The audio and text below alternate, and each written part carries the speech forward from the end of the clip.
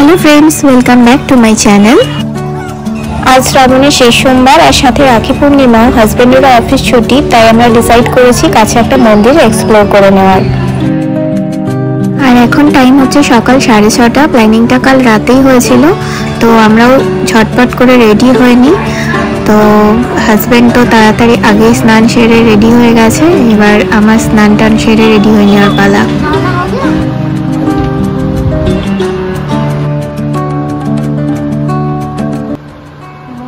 अच्छा रेडी अच्छा है ओके क्या तू पियोगे ओके।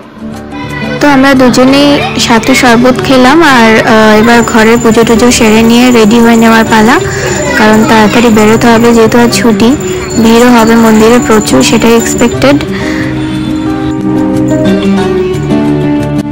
অনেকদিন পর আবার বাইরে কোথাও ঘুরতে যাচ্ছি, তাই একটু লিটল মেকওভার, সাথে ভোলানাথের পুজোও হয়ে যাবে। মনটা খুবই খুশি খুশি, আর ওয়েদারটাও খুব সুন্দর। আজকে সকাল থেকে মেঘলা করে রয়েছে, সেভাবে রোদ নেই। নাও ডান অ্যান্ড ডাস্টেড, এবার বেরিয়ে পড়ার পালা।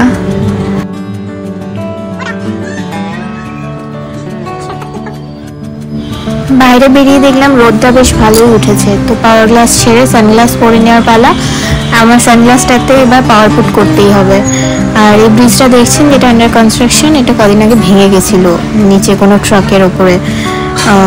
আর এই যে জুটা, যেটা আমাকে এখনো নিয়ে যায়নি, শুধু দেখায় আর বলে এটা জু জু, দেখি কবে নিয়ে যায়। আর শুধু বলে তোমাদের আলিপুরের মতো এত ভালো জু নয় এটা, ভিতরে নাকি কুকুর ছাগল আছে। যাই হোক, তাও একদিন দেখার আশা আছে। আর আজকে আমরা যে মন্দিরটায় যাচ্ছি, ওটার নাম গলতেশ্বর টেম্পল। আর শুনেছি গলতেশ্বর মহাদেব মন্দিরটি প্রায় 200 বছর পুরনো। আর যে গ্রামটা আমরা যাব তার নাম হচ্ছে টিম্বা। কামরেজ সিটি আছে সুরাটের, তো এই কামরেজ সিটির কাছেই টিম্বা নামক গ্রামটা।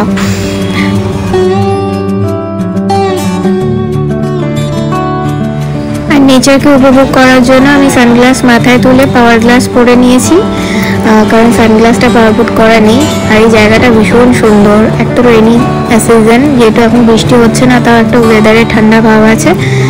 ওখানে কোথাও একটা সুন্দর জায়গা দেখে নেমে অনেকগুলো ফটোশুটও করে নিয়েছি। আর আকাশটা এখন, ওয়েদারটাও মেঘলা। আর গুগল ম্যাপ থেকে একটা শর্টকাট রাস্তা সিলেক্ট করে নিয়েছি। আর গুগল ম্যাপের শর্টকাট রাস্তা মানে বুঝতেই পারছেন, সোজা একবারে চাঁদে নিয়ে গিয়ে ফেলেছে।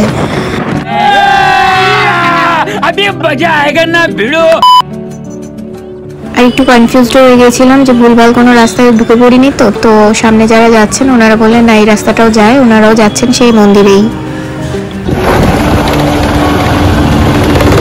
हम चांद पे चल रहे हैं, चांद पे गाड़ी चला नीचे करके मेरा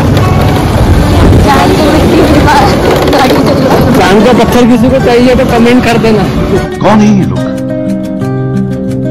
कहां से आते हैं? টাইম 10 মিনিট বাঁচাতে গিয়ে 15 মিনিট এক্সট্রা হয়ে গেছে। এনিওয়েজ, আমরা পৌঁছে গেছি ফাইনালি মন্দিরে। আর এখানে পার্কিং কুপনটা নিয়ে নিলাম, এবার ভিতরে যাওয়ার পালা।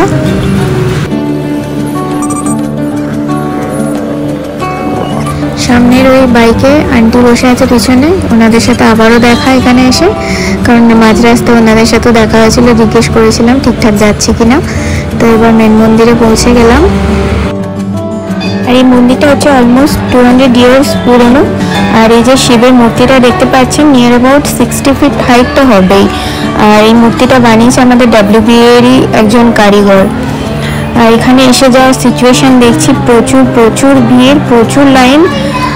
আমাদের লাইনেই প্রায় 1 থেকে 1.5 ঘন্টা টাইম কেটে গেল। আর পাশে যে বড় নদীটা দেখা যাচ্ছে, এটা তাপি নদী। আর এখানে 3টে নদীর সঙ্গম স্থল রয়েছে, নারাদি গঙ্গা, গুপ্তগঙ্গা আর তাপি নদীর। তো এবার মন্দিরের ভিতরে আস্তে আস্তে যাওয়ার জন্য আমরাও প্রস্তুত।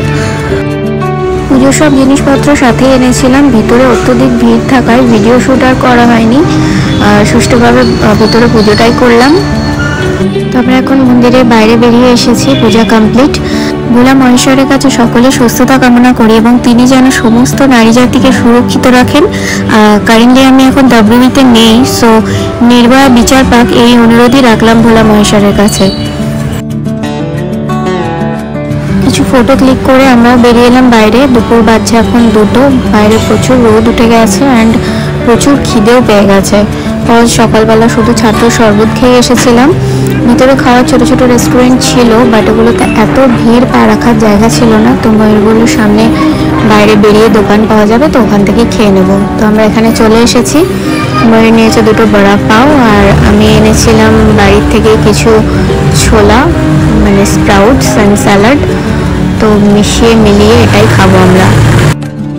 তো আজকের দিনটা বেশ ভালোই কাটলো, সব মোটামুটি ঠিকঠাক। বাইরে নেচারের মধ্যে সুন্দর ওয়েদারে লং ড্রাইভও হলো, ভোলা মহেশ্বরের পুজো দেওয়াও হলো। এবার ঝটপট বাড়ি ফিরতে হবে, কারণ 1:30টার পর রাখির টাইম, আর টাইম তো ওভার হয়ে গেছে। বাড়ি ফিরে এবার রাখি বন্ধন উৎসব পালন করা হবে। থ্যাংক গড আমরা ফিরে যাওয়ার পর বৃষ্টিটা চালু হয়েছে, সে প্রচুর বৃষ্টি। এনিওয়েজ, আপনারা সকলে সুস্থ থাকুন, ভালো থাকুন, আর আমার ব্লগটি দেখার জন্য অসংখ্য ধন্যবাদ। নেক্সট রাখি ভিডিও আসতে চলেছে, স্টে টিউনড, স্টে হ্যাপি।